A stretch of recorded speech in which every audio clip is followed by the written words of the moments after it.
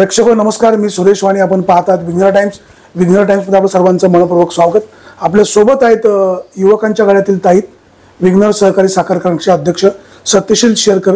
विघ्नरच्या 2023-24चा गळीत हंगाम नुकताच समाप्त झालेला आहे. यंदाच्या वर्षी दुष्काळी परिस्थिती असल्यामुळे ऊसाचं गाळप करताना अनेक अडचणींचा सामना करावा लागलेला आहे. कशा प्रकारे गळीत हंगामाचं नियोजन केलं आणि आता सध्या लोकसभा निवडणुकीचं वारं वाहतंय. प्रचार अंतिम टप्प्यात आलेला आहे. महाआघाडी आहे. ह्या महाआघाडीचे काँग्रेस पक्षाचे नेते सत्यशील दादा शेरकर आहेत. कशा प्रकारची व्यूहरचना त्यांनी केलेली आहे हा आपला जाणून घेण्याचा प्रयत्न आहे. दादा नमस्कार. नमस्कार. विघ्नरचा 23-24चा गळीत हंगाम समाप्त झाला. ऊस कमी पडला असेल, कशा प्रकारचं नियोजन केलं, साधारण किती क्रशिंग झालं? नक्कीच मला सांगायला आनंद वाटतोय की ज्या वेळेला कारखान्याची सुरुवात झाली त्यावेळेला आपल्या जुन्नर तालुक्यामध्ये ऊसाचं क्षेत्र, आंबेगाव तालुक्यामध्ये ऊसाचं क्षेत्र किंवा कारखान्याच्या कार्यक्षेत्रातलं ऊसाचं क्षेत्र कमी प्रमाणात होतं आणि त्याच्यातून 7 ते 8 लाखाचं गाळप करण्याचं, 8 लाखापर्यंत जास्तीत जास्त गाळप करायचं उद्दिष्ट ठेवलं होतं. आणि ते गाळप होतंय की नाही आणि भविष्य काळात आपल्याला फार मोठ्या अडचणीत क्रशिंग कमी झाल्यामुळं अडचण तयार होईल असं जाणवत असताना खरं तर एक चांगल्या प्रकारचं 10,23,000चं गाळप करून कारखाना आता बंद झालेला आहे. अतिशय चांगल्या पद्धतीचं गाळप झालं. अडचणी तर खूप मोठ्या प्रमाणात येत होत्या, अनेक अडचणी तयार झाल्या, परंतु त्याच्यावरही सगळ्या संचालक मंडळाने एक चांगल्या प्रकारचे निर्णय घेतले. अधिकारी असतील, कर्मचारी असतील, या सगळ्यांच्या साथीनं, शेतकऱ्यांच्या मदतीनं चांगल्या प्रकारचं गाळप झालं. सगळ्यात महत्त्वाचं मला या ठिकाणी आवर्जून सांगायचं आहे का एप्रिल आणि मे मध्ये ज्या नवीन धोरण आपण कारखान्याने शेतकऱ्यांच्या साठी आखलं की एप्रिल आणि मे मध्ये तुम्ही ऊसाची लागवड करा, अतिशय चांगल्या पद्धतीचा रिझल्ट त्या ठिकाणी आपल्याला आला. सरासरीपेक्षा जास्तचं उत्पन्न आणि जास्तीचं टनेज त्या ठिकाणी शेतकऱ्यांना मिळालं आणि साहजिक आहे का कारखान्याला सुद्धा त्या ठिकाणी जास्त टनेजचा ऊस आल्यामुळं या क्रशिंगमध्ये या ठिकाणी वाढ झाली आणि चांगल्या प्रकारचं शेतकऱ्यांना त्या ठिकाणी आर्थिक फायदा या निमित्तानं झालेला आहे. मला असं वाटतं की एक चांगल्या प्रकारचे गाळप करून विघ्नर कारखान्यांनी त्या ठिकाणी सांगता केलेली आहे. यंदाच्या वर्षी पाऊस कमी झाला, अडसली पूर्व हंगामी काही प्रमाणात लागवड झाली असेल, परंतु सुरू खोडवा याचं प्रमाण कमी असणार आहे. पुढच्या वर्षी ऊस गाळपाला कमी उपलब्ध होऊ शकतो, कसं नियोजन असेल? नक्कीच पुढच्या वर्षी गाळपाला ऊस कमी आहे, परंतु आम्ही शेतकऱ्यांना खोडवा ठेवण्याच्या साठीचे काही मेळावे आयोजित करतोय. त्याच्यासाठी आम्ही त्यांना मार्गदर्शन करतोय. सुरूच्या लागवडी त्या ठिकाणी वाढल्या गेल्या पाहिजेत, त्याच्यासाठीचं काही नियोजन असेल. त्याचबरोबर एप्रिल आणि मे मध्ये जास्तीत जास्त शेतकऱ्यांनी लागवड करायला पाहिजे. त्याचबरोबर नवीन जातीचे काही ऊसाच्या टिश्यू कल्चरची रोपं आम्ही त्या ठिकाणी मागवलेली आहेत किंवा त्याच्यासाठीच्या काही ट्रायल्स आम्ही कारखान्याच्या शेड फॉर्मवर अनेक व्हरायटीज त्या ठिकाणी लावलेल्या आहेत. काही व्हरायटीज आम्ही आता शेतकऱ्यांना पण दिलेल्या आहेत आणि त्याच्या माध्यमातून पुढच्या क्रशिंगला त्यांच्या मिल टेस्टिंग पण होणार आहे. त्याच्यातून जास्तीचं उत्पन्न तर शेतकऱ्यांना कमी क्षेत्रामध्ये जास्तीचं उत्पन्न मिळेलच, परंतु कारखान्याला सुद्धा जास्तीचं गाळप करायला मिळेल, चांगली रिकव्हरी मिळेल. शेतकऱ्यांना पण कमी क्षेत्रामध्ये जास्तीत जास्त शेतकऱ्यांना उत्पन्न मिळेल अशा काही जाती आहेत, त्याच्यावरती काही कामकाज चालू आहे. शेतकऱ्यांना आम्ही आव्हान करतो का आता ऊसाच्या क्षेत्राकडे तुम्ही वळलं पाहिजे, त्याच्या लागवडी केली पाहिजे. कमी क्षेत्रात जास्त उत्पादन घेऊन एक हमी भाव देणारं जे काही शाश्वत पीक आहे त्या ऊसाच्या बाजूला खरं तर शेतकऱ्यांनी झुकलं पाहिजे. कारखान्याचे संस्थापक माजी खासदार स्वर्गीय निवृत्ती शेठ शेरकर यांनी पदरमोड करून स्वतःचे 5,000 रुपये टाकून कारखान्याचा परवाना आणला. कारखाना अतिशय पारदर्शकपणे चालवला. बाजारभावाची स्पर्धा विघ्नर पासून सुरू झाली. तुम्ही सुद्धा चांगल्या पद्धतीने बाजारभाव देत आलेले आहात. भविष्य काळामध्ये सुद्धा लोकांना अपेक्षा आहे की इतर कारखान्यांप्रमाणेच आपल्याला बाजारभाव मिळेल, असं काही धोरणात्मक ठरलेलं आहे का? हे बघा, नक्कीच शेठबाबा असतील, सोपन शेठ असतील, अण्णा असतील, त्याचबरोबर संचालक मंडळ असेल, सातत्याने आम्ही शेतकरी, कामगार आणि त्या अनुषंगिक असलेल्या सगळ्या घटकांकडे आम्ही एक चांगल्या दृष्टीने पाहतो. हा एक परिवार आहे. लाखो लोकांचा प्रपंच या परिवारावर या ठिकाणी चालतो आणि तो सक्षमपणे पुढे नेण्याचा प्रयत्न आमच्या सगळ्या संचालक मंडळाचा आहे. शेतकऱ्याला आर्थिक फाटका बसू नये म्हणून सातत्याने चांगल्या प्रकारचा बाजारभाव देण्याचा प्रयत्न आमचा त्या ठिकाणी राहिलेला आहे. जर या 4-5 वर्षामध्ये जर तुम्ही पाहिलं असेल तर फार मोठ्या अडचणी या सहकार क्षेत्रापुढे निसर्गाचा जो काय आता कमी पाऊस होतो, अति पाऊस होतो, अतिवृष्टी होती, त्याच्यामध्ये पण शेतकऱ्यांना त्याचा फटका होतो, तसा कारखान्याला पण होतो. त्याच्यातून आपण नवीन नवीन काही ना काहीतरी उपक्रम करतोय. चांगल्या प्रकारचा ऊस आला पाहिजे, तसंच चांगलं क्रशिंग करून आपल्याला चांगले रिझल्ट आले पाहिजे, जेणेकरून आपल्याला त्याच्यातून शेतकऱ्यांना 2 रुपये देता येतील आणि त्यासाठी आम्ही काम करत असतो. तुम्ही जर पाहिलं असेल तर नव्याने आपण आता डिस्टिलरी पण त्या ठिकाणी चालू केलेली आहे.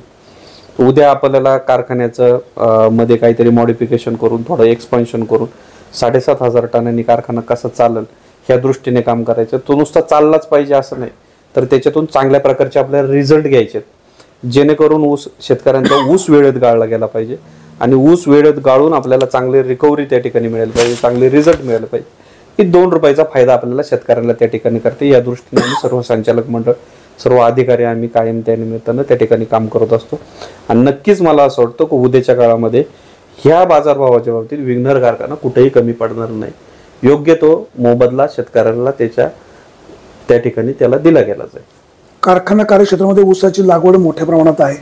भविष्य काळामध्ये एखादं ब्रांच काढायचं किंवा कारखान्याचं एक्सटेन्शन करायचं असं काही प्रस्ताव नाही, आम्ही नव्याने करतोच आहे ना. आहे तर कारखान्यामध्ये नव्याने मॉडिफिकेशन करून गाळप क्षमता वाढवणार. गाळप क्षमता आम्ही 7,500 करणार. 5,000 क्षमतेचा कारखाना आपण 7,500 करतोच आहे.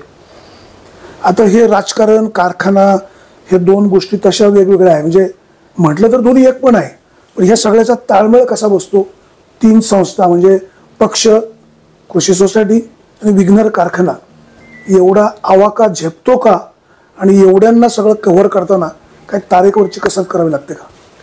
नाही, आता या संदर्भात कसं आहे का, सगळ्यात महत्वाचं का प्रत्येक लोक प्रत्येक ठिकाणी एक चांगल्या पद्धतीचे कामकाज करतात. अधिकारी लोक असतील, आमचे संचालक असेल, ते त्या ठिकाणी योग्य पद्धतीचे निर्णय आम्ही घेतो आणि साहजिक आहे का मग त्यामुळे काही अडचणी येत नाही.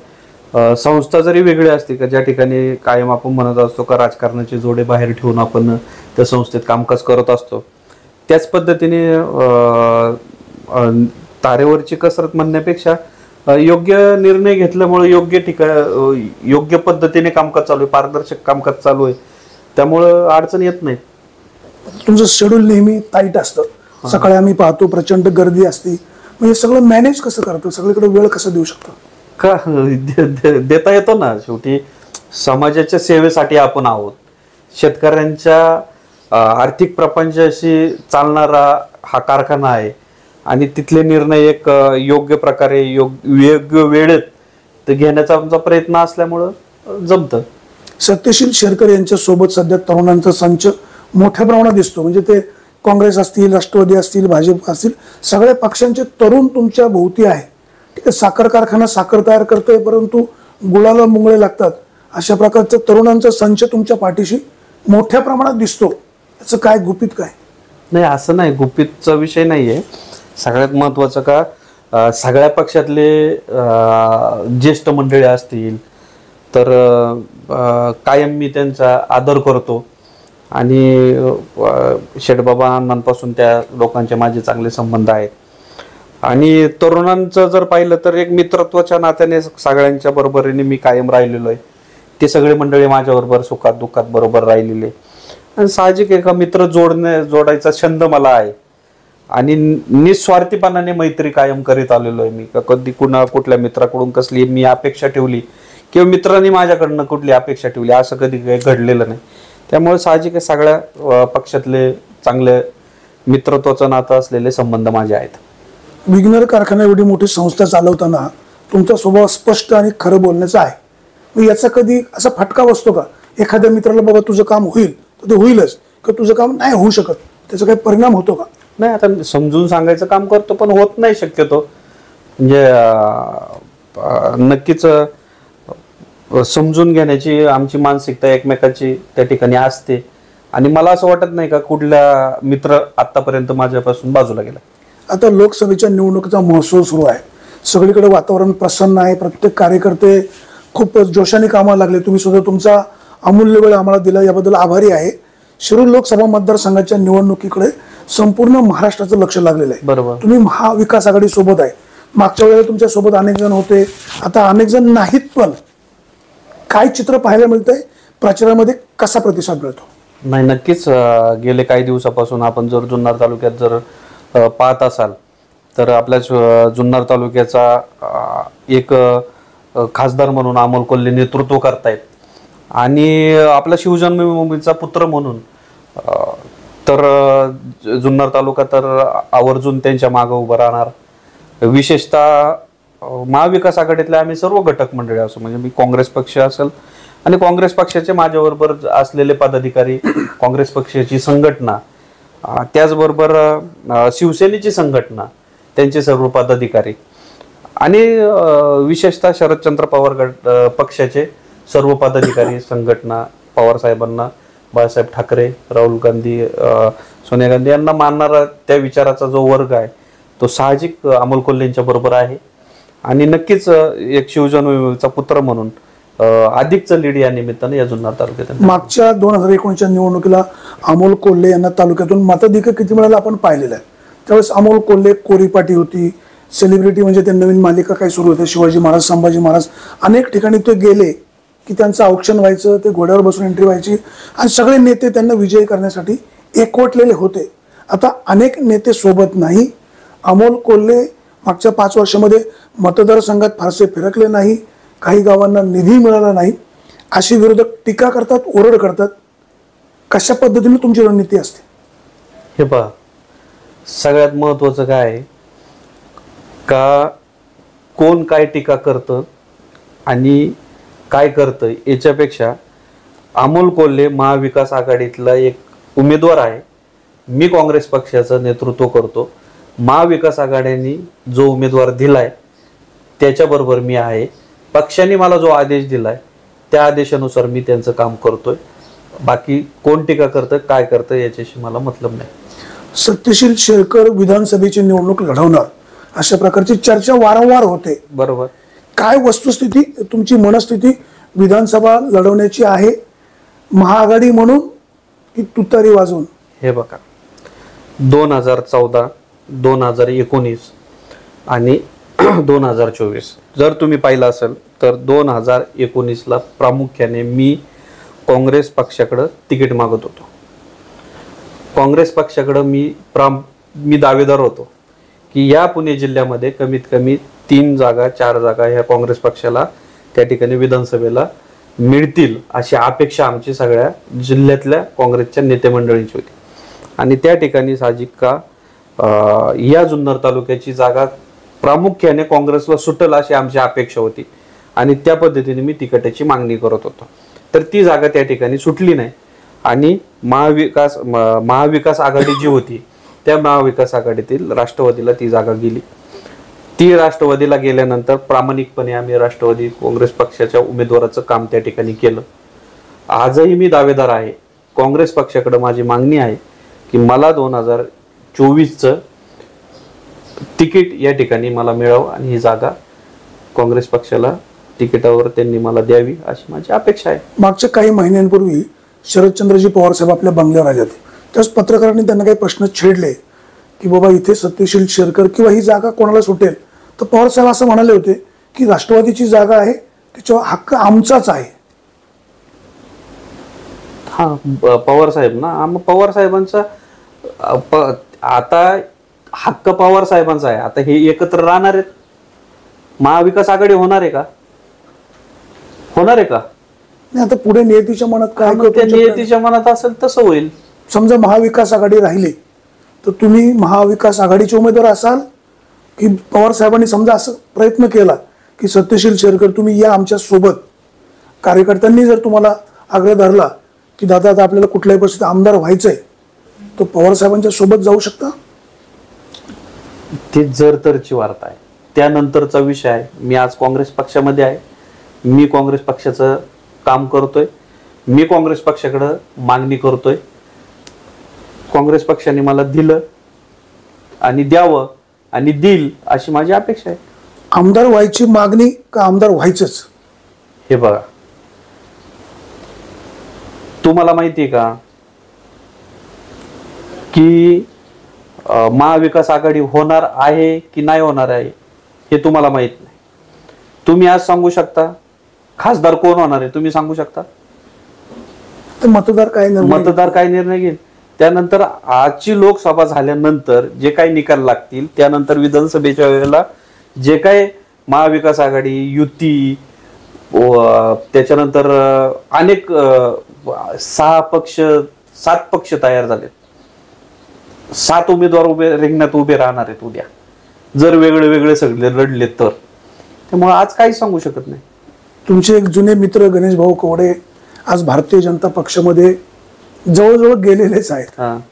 काय सदिच्छा, शुभेच्छा? नक्कीच गणेश भाऊंचा जर आज प्रवेश असेल, मला म्हणजे त्यांचा प्रवेश आज होणार आहे, आल्यानंतर त्यांचा सन्मान मी करणार, जाऊन त्यांना शुभेच्छा देणार. तर माझे जवळचे मित्र आहेत, म्हणजे कायम आम्ही म्हणत आलो नाण्याच्या 2 बाजूला एक गणेश भाऊ एक सत्यशील शेरकर. नक्कीच त्यांचं स्वागत मी जुन्नर तालुक्यात आल्याबरोबर करणार आणि त्यांना शुभेच्छा देणार. तुमचा एक मित्र पुढे गेला, नंतर असं काही प्लॅनिंग? कसलं? गणेश कवडे तुमचा मित्र भाजपमध्ये गेलेला आहे, तुमचा एक जवळचा मित्र राहिलेला आहे. हो, एकदम जवळचा. असं काय बाबा त्यांनी पुढे जाऊन मैदान तयार करणं? नाही, असं काही नाही. ज्याचं आहे बघा, मी तुम्हाला प्रामुख्याने अगोदरच सांगितलेलं आहे का मित्र सगळ्या पक्षातले चांगले माझे मित्र परिवार आहे. गणेश भाऊंनी निर्णय घेतला, त्यांना योग्य वाटलं, त्यांना योग्य दिशा मिळाली असेल, त्या पद्धतीने त्यांनी निर्णय घेतला, मी स्वागत करतो. तुमचे सगळे मित्र राहिलेले म्हणजे तरुण, वृद्ध, आणि ते सगळे तुमचे संबंध चांगले आहेत. या विभागाचे माजी खासदार, महायुतीचे उमेदवार शिवाजीराव आढळराव यांची तुमची मैत्री पण चांगली राहिलेली, एकदम कायमच राहिलेली आहे. आढळराव पाटलांचे स्वर्गीय निवृत्त शेट्टी, त्याच्यापेक्षा स्वपन शेट शेरकर अतिशय जवळूनचे आणि जवळूनचे संबंध राहिले. आणि ते गेल्यानंतर खरं तर तुम्ही पाहिलं असेल, आढळराव म्हणजे शिवाजी दादा आणि मी कायम आम्ही सातत्याने सुखदुःखामध्ये कायम बरोबर राहिलेलो आहे. नक्कीच आढळराव पाटलांनी गेले म्हणजे मी ओळखतो तसं मला 15 वर्ष मी त्यांच्या संपर्कात आहे. म्हणजे हे 5 वर्ष आणि पहिले 10 वर्ष असं. तर कायम माझे अनेक वेळेला सुखदुःखामध्ये कार्यक्रमांमध्ये त्यांचे माझे अनेक वेळेला भेट झालेली, संबंध राहिलेले आहेत. त्यामुळं त्यांना शुभेच्छा आहेत. आता आढळराव पण उमेदवार, कोल्हे साहेब पण उमेदवार. आढळराव महायुतीचे उमेदवार आहेत, कोल्हे साहेब महाविकास आघाडीचे उमेदवार आहेत. तुम्ही महाविकास आघाडी सोबत आहे, कोल्हे साहेबांचा विजय होणार आहे असं तुम्ही दावा पण केलेला आहे. हो. शिरूर लोकसभा मतदारसंघामध्ये किती मताधिक्य घेऊन त्यांचा विजय होईल? हे बघा, अमोल कोल्हे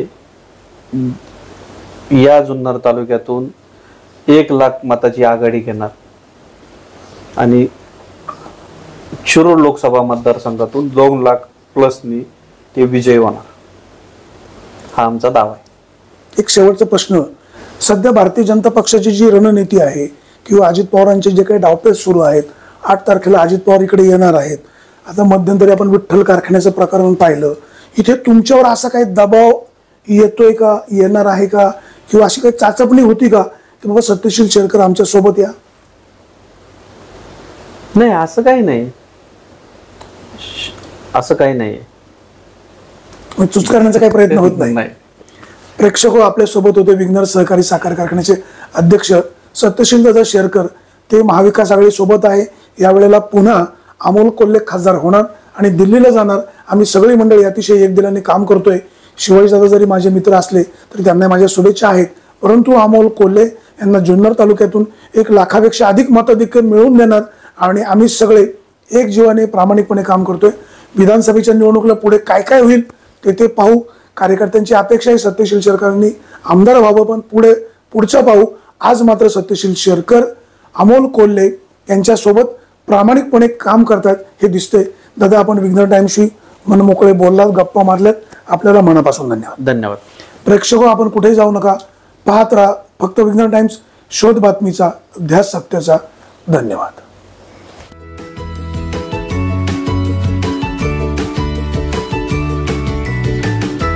बातम्या शेतीच्या, बातम्या मातीच्या, बातम्या अन्यायाच्या, गुन्हेगारीच्या,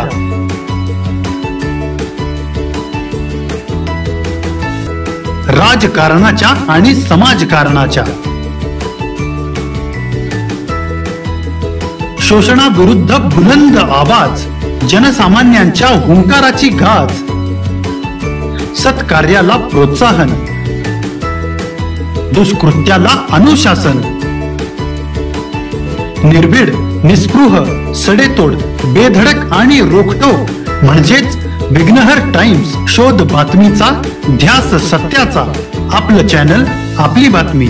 सबस्क्राईब तर कराच, पण बेल आयकॉनवर क्लिक करायलाही विसरू नका.